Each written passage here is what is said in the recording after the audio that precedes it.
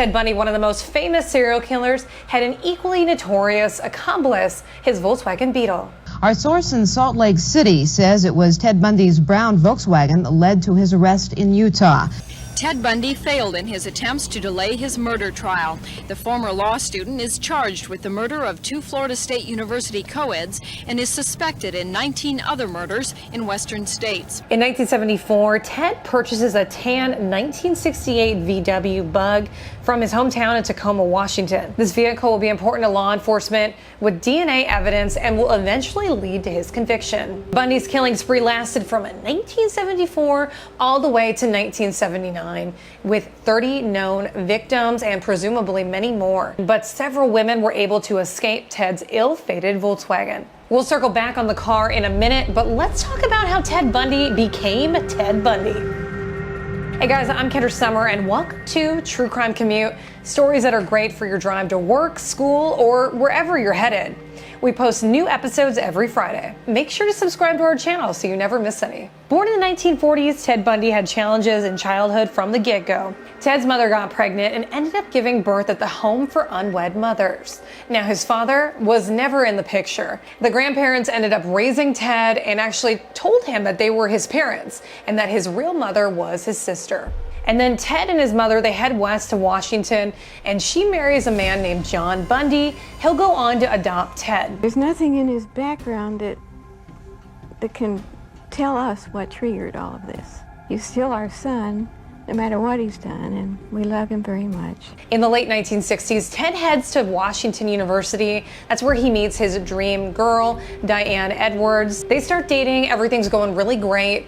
He's whining and dining her and, the whole shebang. But then she says, you know what, you're not ambitious enough, you're too immature, and she breaks it off. Did this trigger Bundy to start his killing spree? Some say so. In the 1970s, Ted Bundy was considered the ideal man. Handsome, in law school, charismatic, he was extremely likable.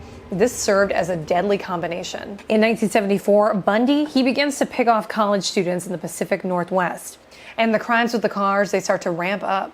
Bundy's tactics to lure women to his car included pretending to be an authority figure or faking an injury. Bundy had removed the passenger seat in his Volkswagen to better conceal victims. And along with the passenger seat, he also removed the window crank and door handle on the same side. On April of 1974, Susan Elaine Rancourt, she's walking to her dorm at Central Washington State University, and she disappears. Now, other women that night, they had reported seeing a man with an arm sling asking women to help him carry books to his tan Volkswagen. Sound familiar? Now, fast forward to May of that same year, and Roberta Parks, she was meeting friends for coffee, and Bundy had persuaded her to come out for drinks at the bar, and she was never heard from again. Because once they got in Bundy's car, he tied her up, drove her back to Washington, raped and killed her. Now, in June of that year, Georgianne Hawkins, she's walking in an alley between sorority houses. Now, other women reported a man with crutches and a briefcase asking for help that same night. The long and short of it was that I, again, knocked her unconscious and strangled her. At this point, college students were disappearing at the rate of 1 per month. The irony here, during this time, Ted Bundy was actually working on the Seattle Crime Prevention Committee, and he was writing the rape prevention pamphlets, out of all things. So then Bundy starts to move around the country. He admits to killing 25-year-old Denise Lynn Oliver's son in his car. She disappeared near the Utah-Colorado border, near Grand Junction, Colorado. She was riding her bike to her parents' house. Bundy abducted her and then dumped her body in the Colorado River. There's a lot of pressure mounting, so Bundy decides it's a good time to sell the Volkswagen, and he sells it to a teenager in Utah. Now, down the road, authorities are going to be able to pull DNA from this car. It has hair from 3 different victims inside of it. A few lucky women were able to escape Bundy's car, including the lead singer of Blondie. She had an alleged run-in with Bundy in the 1970s. Debbie Harry was in New York City back in the 1970s. This was way before Blondie had even taken form. And she was trying to hail a cab. Tried to get a cab, couldn't get a cab. Finally, I just, this guy kept circling around and asked me if I wanted a ride. He asked me about 3 times. So finally I said, yeah, okay, I'm just going straight across to a party. And I got into the car, and it was summer. And the windows were up this high, only this much. So I looked at the door to cranked down the window, and everything was gone. The door handles, the crank.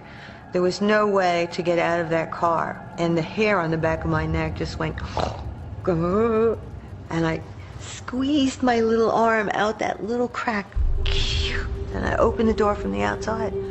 And when he realized what I was doing, he stepped on the gas and spun off like that and flung me out into the road. Another one, a telephone operator, Carol DeRanch, was able to escape Bundy's car. So Bundy approaches Carol saying that he's a police officer, her vehicle's been broken into, and she needs to come with him to file a report. So she thought it was kind of weird that a police officer was driving a Volkswagen, but she wanted to see what all the ruckus was about her car and to kind of get things situated. So she follows him, gets in the vehicle, and they start driving. He headed down a side street, and then he suddenly pulled over up on the side of a curb by an elementary school. And that's when I just started freaking out. What are we doing? And he grabbed my arm, and he got one handcuff on one wrist, and he didn't get the other one on, and the one was just dangling.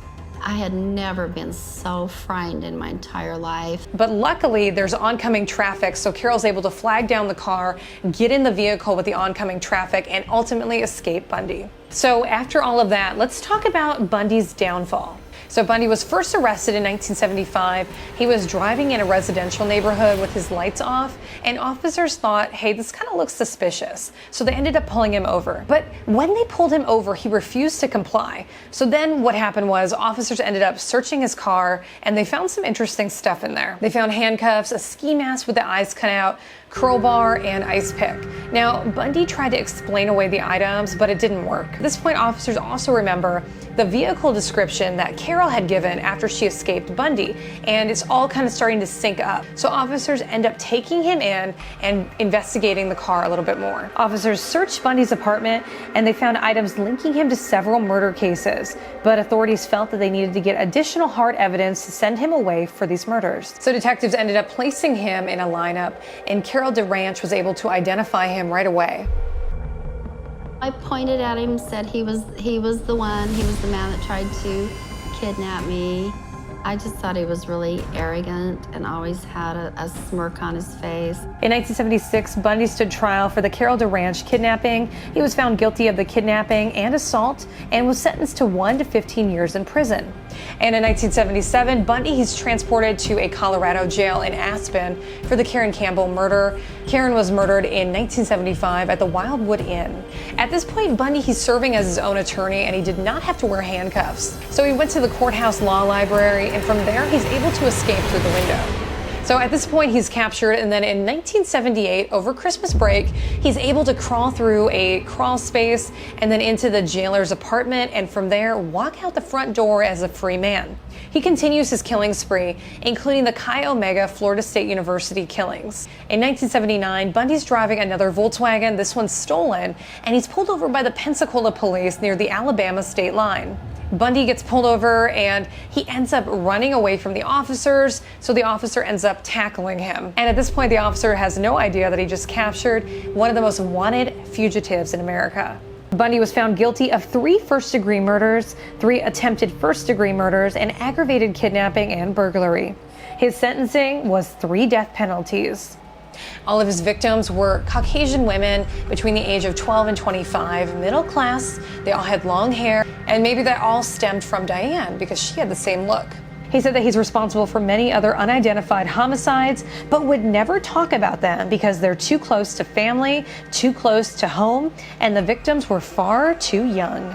Bundy was executed in 1989, and even at this point, he had a large female following. When he passed away, many claimed to be depressed, sad, and one person even had a nervous breakdown.